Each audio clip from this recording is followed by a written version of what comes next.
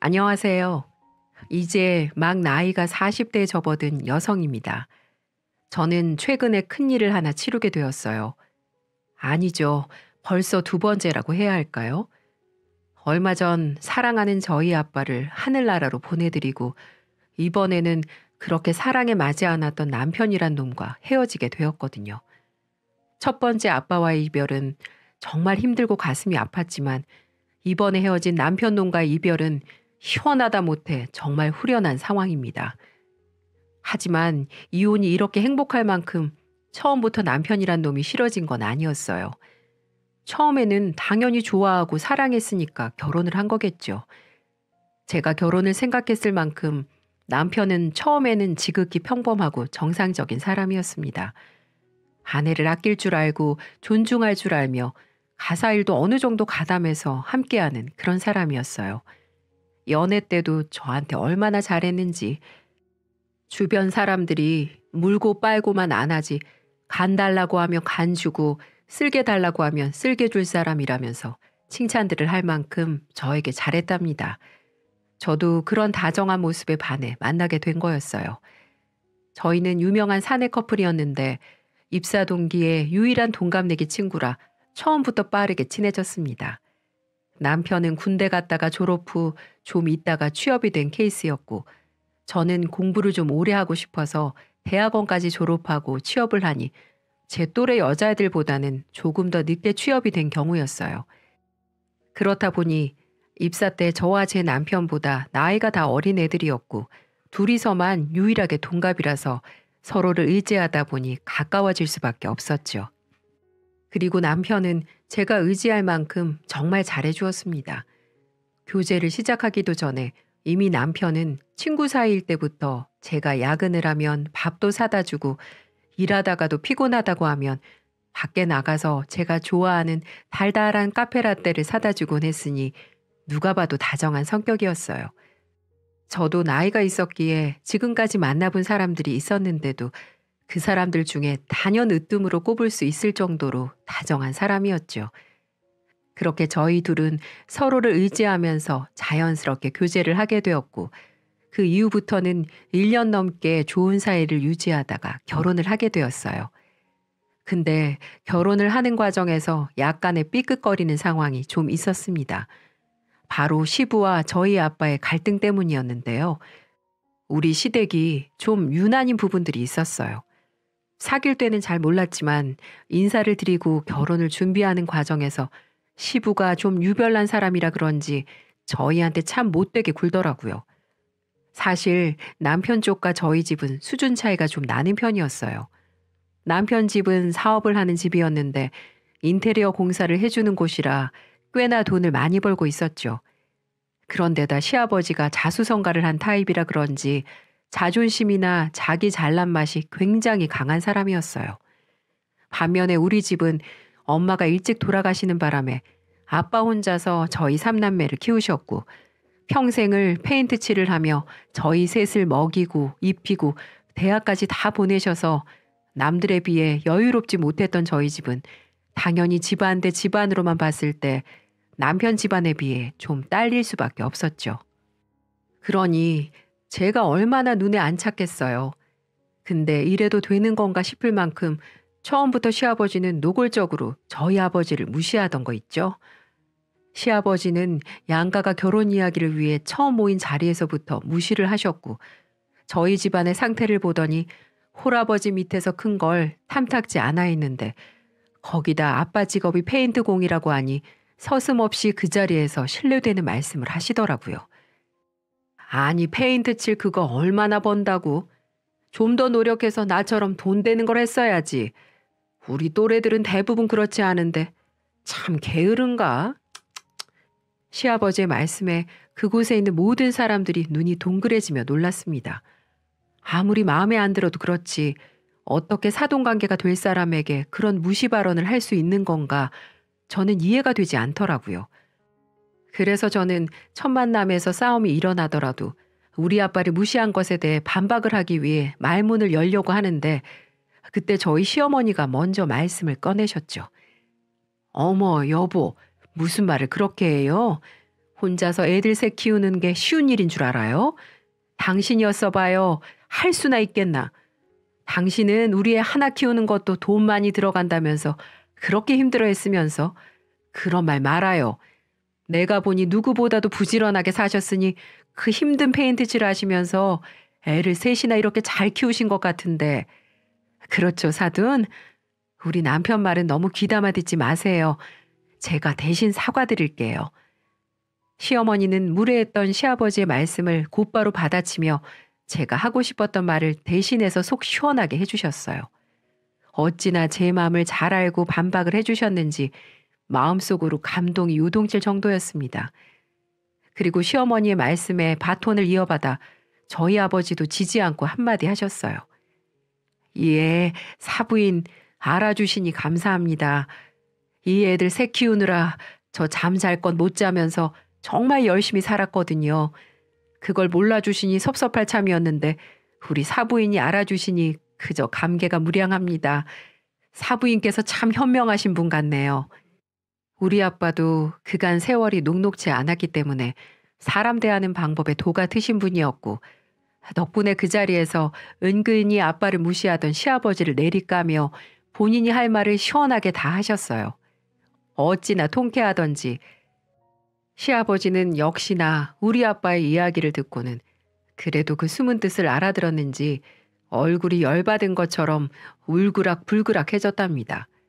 그러다 더 할 말이 없어지셨는지 그 이후에는 조용히 밥만 드셨어요. 하지만 그 이후로 시아버지는 결혼 준비를 하는 내내 우리 아빠한테 당한 게 못내 분하고 억울했는지 아주 저를 달달 볶아대더라고요. 뻑하면 저한테 전화해서는 너는 이 집 며느리가 된다면서 어떻게 시부모한테 전화 한 통이 없냐? 미리미리 연습을 하고 습관을 들여야 나중에 결혼해서도 잘할 것 아니야? 아주 그냥 센스가 그렇게 없어. 젊은 애가. 야, 내일 우리 집에 와서 밥 좀 해라. 니네 시어머니는 영 손맛이 딸린단 말이야. 30년을 넘게 같이 살아도 적응이 안 되는 맛이야. 어디 며느리 손맛은 어떤지 미리 맛 좀 보자.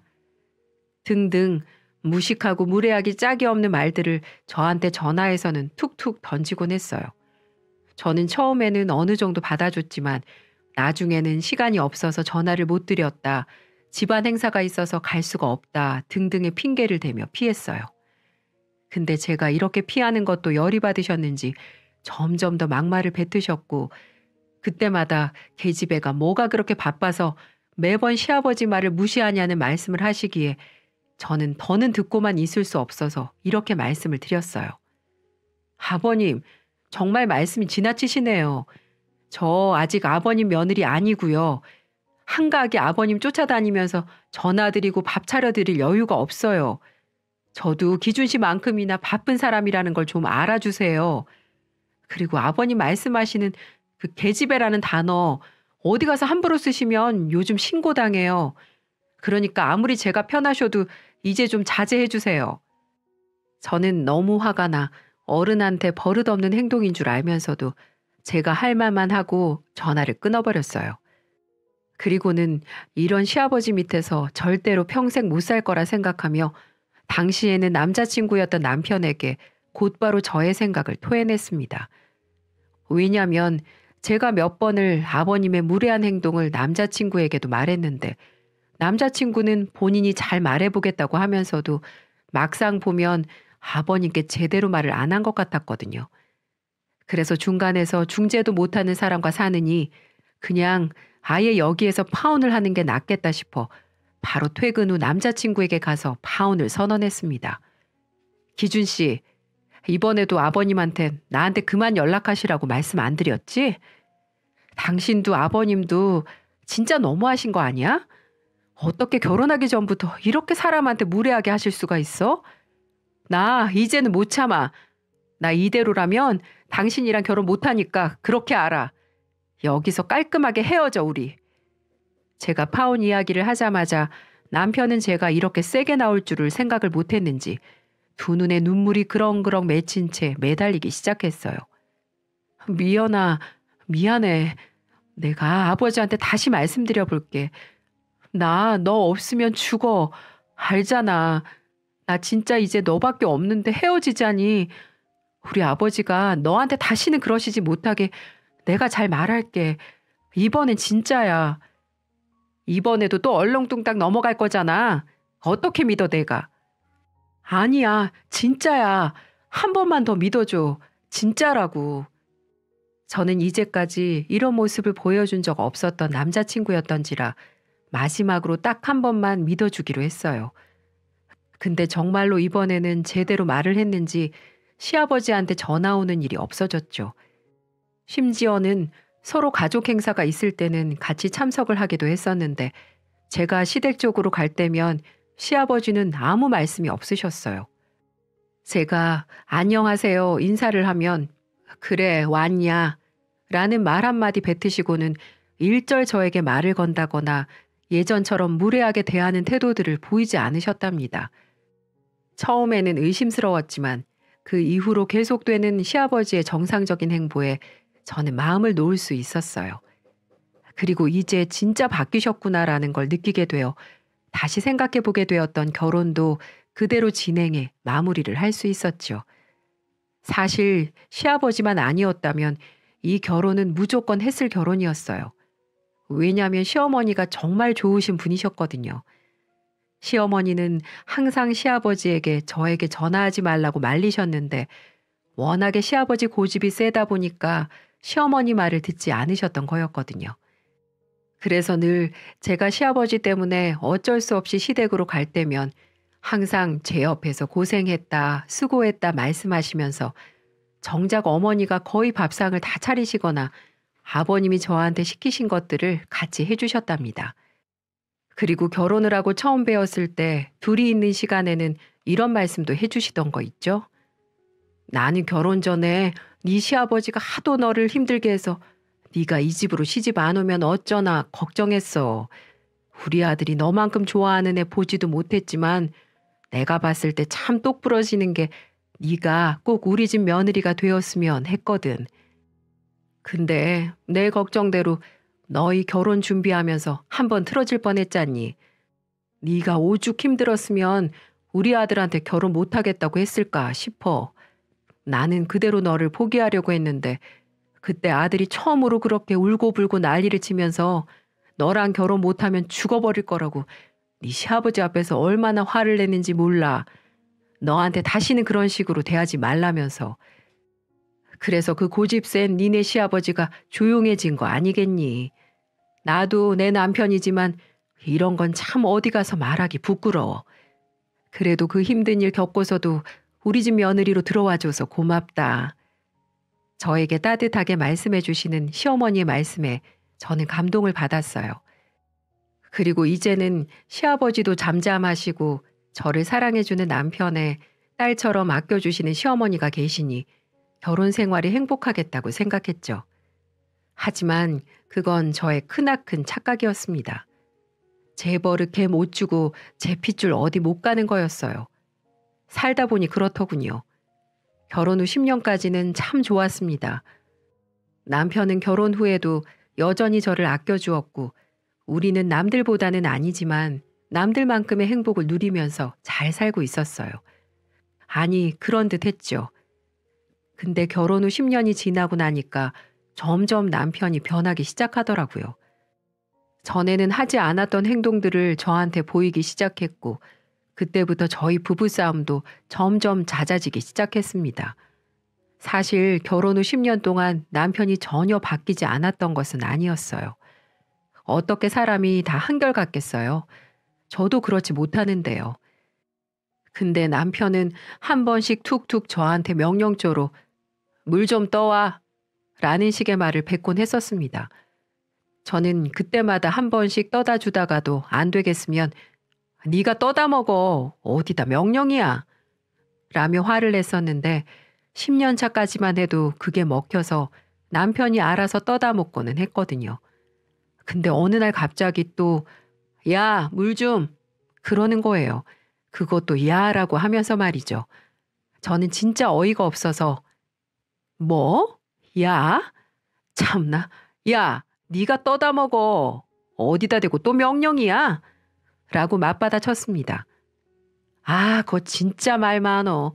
그냥 좀 떠다 주면 안 되는 거야? 어떻게 한 번을 안 지냐, 한 번을. 한 번을 안 지기는 몇 번 떠다 주니까 너 그거 습관돼서 내가 그러는 거 아니야. 아우, 알았어. 아주 그냥 김 부장네 부인은 그렇게 고분고분해서 현모양처가 따로 없다는데 나는 마누라 복이 없는 건지. 당신 말 다 했어? 진짜 보자 보자 하니까 요즘 왜 그렇게 말을 막 뱉어? 점점 니네 아버지 닮아가니? 내가 말했지. 아버님이 어머님 대하듯이 나한테도 그러면 나 진짜 가만 안 있는다고. 왜 결혼 전에 니네 아버지가 나한테 했던 걸 당신이 똑같이 하려고 하는 건데? 아우, 알았어, 알았어. 귀 따갑게 진짜. 안 한다고. 내가 떠다 먹는다, 물. 남편은 저의 성질에 귀찮다는 듯이 말을 끊어버리는 거 있죠. 근데 사실 저는 속으로 좀 겁이 났습니다. 남편에게 점점 시아버지의 모습이 짙게 보이기 시작했거든요. 저희 시아버지는 시어머니를 거의 하녀대하듯이 하셨어요. 저희 시어머니도 한 번씩 지지 않고 대드는 것처럼 보이긴 했지만 그래도 워낙에 성품이 조용하시고 수용적인 분이라 그런지 거의 받아주시는 듯 했죠. 근데 저는 아니었어요. 저는 그런 꼴은 못 보겠더라고요. 그래서 남편에게도 항상 시아버지가 시어머니 대하는 것처럼 저를 대하면 바로 이혼이라고 말을 하면서 저를 지켜왔습니다. 근데 결혼 10년 차가 되니까 그런 협박도 안 먹히는지 남편은 개의치 않고 저를 막 대하더군요. 이런 사건들이 한두 가지가 아니었어요. 그렇게 점점 부부싸움이 잦아져 결혼 생활은 점점 힘들어지고 있었고 남편은 이제 저희 집에서도 모자라 시댁이나 친정 어디를 가도 저를 막대하는 걸 멈추지 않았어요. 그러다 한 번은 명절에 친정을 갔는데 이번에는 저희 친정 식구들이 다 모인 자리에서 같이 밥을 차려 먹고 있는데 남편이 밥을 먹다 수저를 탁 내려놓더니 이러는 겁니다. 아, 국 짠 것 좀 봐. 이거 당신이 했지? 어떻게 10년 동안 맛이 변하지를 않어. 더럽게 짜네 진짜. 소금을 들이부은 거야 뭐야? 주부 10년 차면 이런 건 좀 제대로 하자. 저는 그 말을 듣고는 황당하기도 하면서 온 가족이 모여있는 자리에서 면박을 준 남편으로 인해 당황을 했어요. 그래서 아무 말도 못하고 있는데 거기에서 저의 지원군이 탁 하고 나서 주었습니다. 아니 자네, 평소에도 우리 딸 그렇게 대하는가? 내가 좀 아까부터 지켜봤는데 왜 전에 없던 행동들을 하는 거야? 모름지기 남자는 우직하고 변함이 없어야 하는 거 아닌가? 그래야 아내도 자식들도 믿고 따라가는 거지. 그리고 다른 데 가서도 그러면 안 되지만 어떻게 처가에 와서 대놓고 마누라 면박을 줘? 그런 태도는 고치게. 보기 안 좋아. 네, 장인어른. 든든한 저의 아빠의 조언과 제 남동생과 언니 가족들도 한마디씩 거두는 통에 남편은 그 자리에서 많이 민망해했습니다. 꽤나 그랬는지 그 뒤로는 말도 거의 하지 않더라고요. 하지만 남편은 그래도 변하진 않았어요. 집에 가서도 여전히 저한테 똑같이 행동을 했고 친정에 가서는 조심하려고 해도 이미 습관으로 배워버렸기 때문에 은연중에 나오는 행동으로 인해 저희 아빠한테 많이 혼나곤 했었어요. 그렇게 하루하루가 편하지 않은 생활들을 하면서 결혼 생활이 힘들어지고 있던 통에 저에게 크나큰 시련이 찾아오게 되었습니다. 저는 3남매로 위에는 언니, 아래에는 남동생이 있었어요. 저희 셋은 엄마 없이 아빠하고만 의지하며 살아야 하다 보니 남들보다도 우애가 좀 깊은 편이었어요. 그래서 저희는 메신저 방도 셋이 따로 있을 만큼 연락을 자주 하는 편이었는데 어느 날은 언니에게서 급한 전화가 왔더랬죠. 미연아, 어떡해? 우리 어떡해? 언니, 무슨 일이야? 아빠가 백혈병이래. 요즘 아빠가 일하다가 어지럽다고 자주 그러셨었는데 저번에는 한번 쓰러지셨어. 너랑 진우 걱정할까봐 그냥 아빠랑 나랑 둘이만 알고 있었는데 내가 너무 걱정이 돼서 아빠한테 건강검진 받아보라고 하니까 글쎄 백혈병이래. 우리 아빠 불쌍해서 어떡해? 저는 그 말을 듣고는 믿을 수가 없어서 아빠한테 찾아갔고 그날 아빠를 부둥켜 안고는 한참을 울었어요. 왜 아프다고 말을 안 했어? 몸이 안 좋으면 우리한테 바로 말을 했었어야지. 그러다 금방 나을 거라고 생각했지. 미안해, 우리 딸. 아빠가 울게 만들었네. 아니야, 아니야, 아빠. 내가 죄송해요. 내가 결혼해서 산다고 아빠한테 소홀했어. 우리 치료 열심히 받아서 꼭 나아요. 알았죠? 알았다, 알았어. 예쁜 내 딸. 저는 아빠와의 시간을 한참 가진 뒤에 집으로 돌아갔어요. 근데 집에서 저를 기다리고 있던 남편 놈이 하는 말을 듣고는 화가 나서 저도 모르게 돌발 행동을 하고 말았습니다. 아니, 어딜 그렇게 싸돌아다녀, 아줌마가. 배고파 죽겠는데 밥도 안 차려놓고. 길거리에서 욕한다. 벌금 내라 그래. 그 얼굴에 그 몸매로 나돌아다니면. 뭐라고? 이 미친 자식아? 너 말 그따위로밖에 못해? 지금 내가 어디 다녀온 줄이나 알고 그렇게 짓거리니? 아유, 모르지. 알게 뭐야. 네 장인어른 백혈병이래. 네 마누라가 지금 어떤 일을 겪어왔는지도 모르면서 어떻게 말을 그렇게 해? 아, 그래? 장인어른 요즘 나한테 하시는 게 참 뭐했는데 사람이 그러니까 한 대로 돌려받는 거야.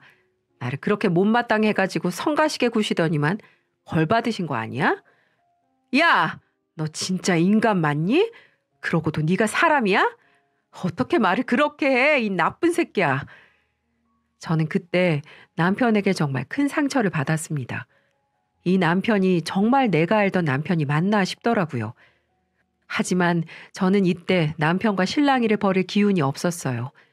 아빠를 어떻게든 살려내야 했거든요. 저는 그때부터 간병인을 옆에 두기는 했지만 언니와 저 남동생까지 합세해 아빠의 간호를 극진히 했습니다. 고맙게도 우리 남동생 부인이나 언니 남편인 형부도 다 같이 와서 한 번씩 저희 아빠를 돌아봐주고 몸에 좋다는 것들을 막 사다 주곤 했었어요. 그때 우리 남편만 유일하게 저희 아빠를 찾아오지 않았죠.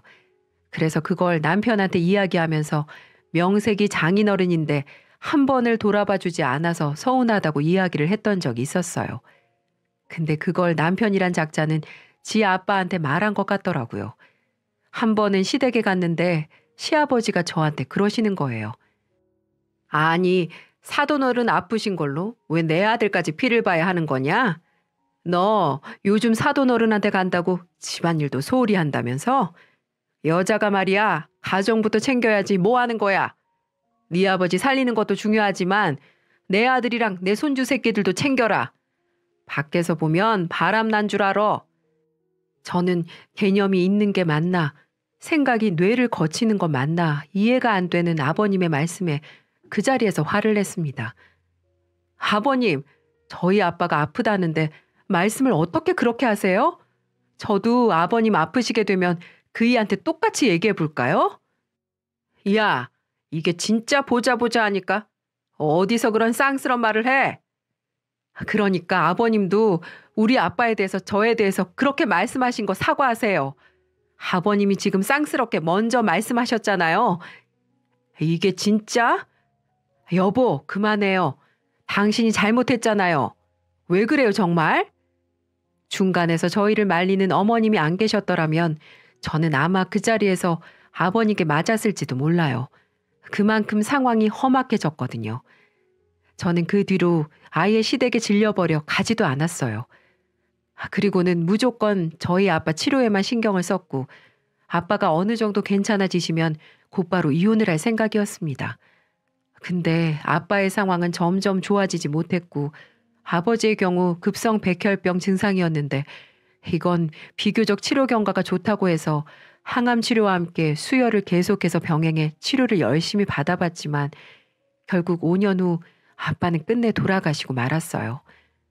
아빠의 장례를 치르고 이제는 어떠한 의욕도 남아있지 않던 저는 우선 결혼 생활부터 끝내고자 했습니다. 그래서 남편에게 이혼을 이야기했어요. 근데 남편도 제가 질려버렸는지 이혼하자고 하니 곧바로 이혼을 받아들이더라고요.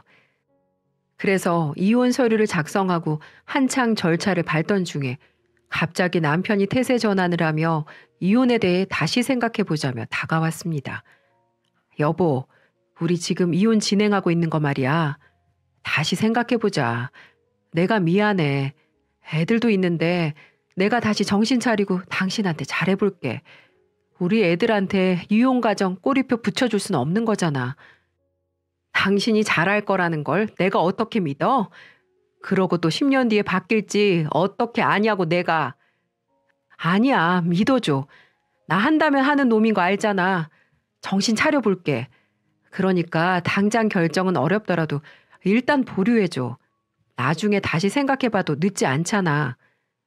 저는 또다시 남편이 간절하게 이야기하는 소리를 들으며 아이들이 눈에 밟혀 한 번 더 생각을 해야 하는 건가 싶었습니다. 그래서 심각하게 고민을 해보려던 차에 남편이 한순간에 바뀌어버린 이유를 알게 되었고 가차없이 남편을 버려버리는 중대사한 일을 치르게 되었답니다. 아직은 아이 양육권 싸움 때문에 이혼 절차는 진행 중이었고 조정 기간을 보내는 중이었기 때문에 제가 생각해 볼 시간은 충분했습니다. 근데 그때 이제껏 연락이 없던 시아버지 쪽에서 갑자기 호출 전화가 왔더라고요. 저는 급하게 저를 부르시는데 또 큰 대학병원으로 부르시기에 무슨 일인가 싶어 급하게 일단은 달려갔습니다. 그리고는 그곳에서 가히 제가 뒤집어질 만한 이야기를 들으며 가차없이 남편 놈과 개차반 시아버지를 떨궈 놓고 나와버리는 계기가 되었죠. 급하게 병원으로 달려가 보니 한 병실에서 아버지가 누워 계셨습니다. 그 옆에는 남편이 먼저 와 있었고 어머니는 안 계셨고요. 저는 무슨 일인가 싶어 얼른 여쭤봤어요. 아버님, 여긴 어쩐 일이세요? 병원에 왜 누워 계시는 거예요? 어머님은요? 그래, 그래도 네가 양심은 있나 보구나. 니네 아빠 때는 가정도 버릴 만큼 지극정성으로 모신다기에 내가 부르면 어쩌나 싶었는데 사람은 맞나 봐. 야, 나 대장암이라 치료받게 생겼어. 그러니까 좀 와서 니네 아빠한테 했던 것처럼 나 좀 지극정성으로 모셔라. 네 남편은 바쁘고 네 시어머니는 허리가 안 좋아서 맨날 침대에 누워만 있는데 어떻게 병원까지 오라고 하겠니? 네? 그럼 지금 그것 때문에 저 부르신 거예요? 그럼. 내가 당분간은 치료받아 해서 오줌줄까지 차고 있어야 된단다.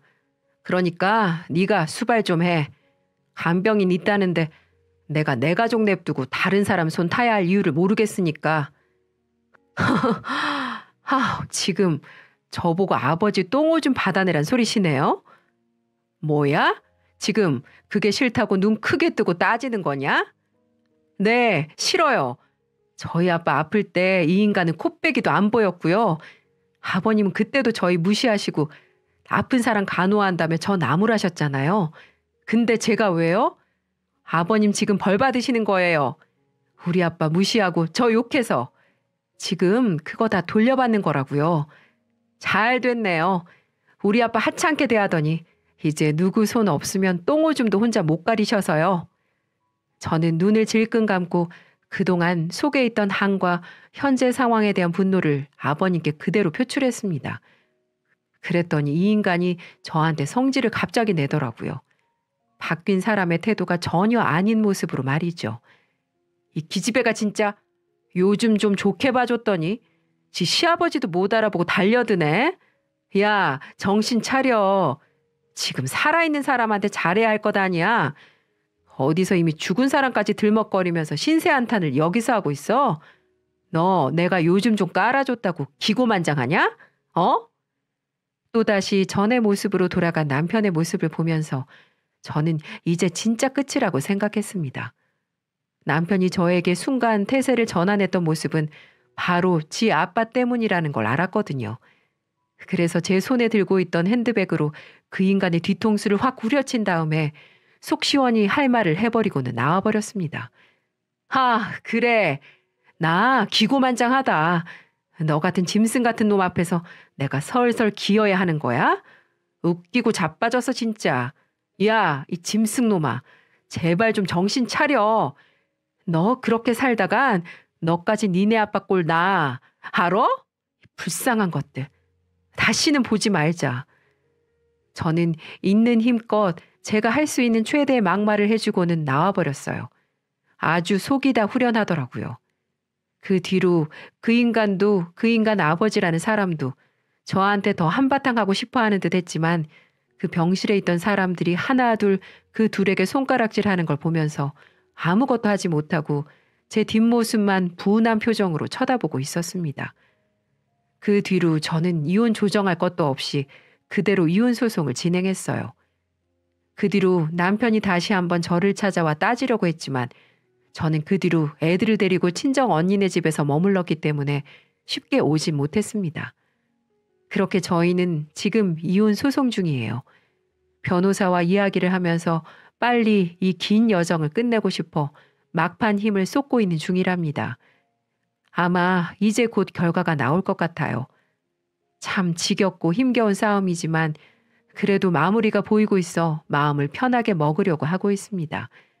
언니네 가족도 저나 제 아이들을 잘 받아주어서 정말 고맙게 지내고 있기도 하고요. 이제 저도 적은 나이가 아닌데 솔직히 이혼녀가 되어 자식을 둘이나 데리고 살 날이 좀 걱정스럽기는 해요. 하지만 이미 저에게 벌어진 일이고 운명인지라 받아들이고 용기를 가져보려고 합니다. 그리고 또 하나 제가 마음이 단단해질 수 있는 이유는 비온 뒤에 땅이 굳는다는 말이 있잖아요. 이렇게 악연으로 끝난 한 사람과의 인연 이후에 또 더 좋은 인연으로 찾아오지 않을까라는 기대감이 생겼기 때문이에요. 물론 쉽지 않은 이야기지만 그래도 한 발자국씩 새로운 저의 인생의 걸음을 내딛어 보려고 합니다. 여러분도 저의 앞길을 함께 응원해 주시고 힘내서 제가 살아갈 수 있도록 기도해 주세요. 감사합니다.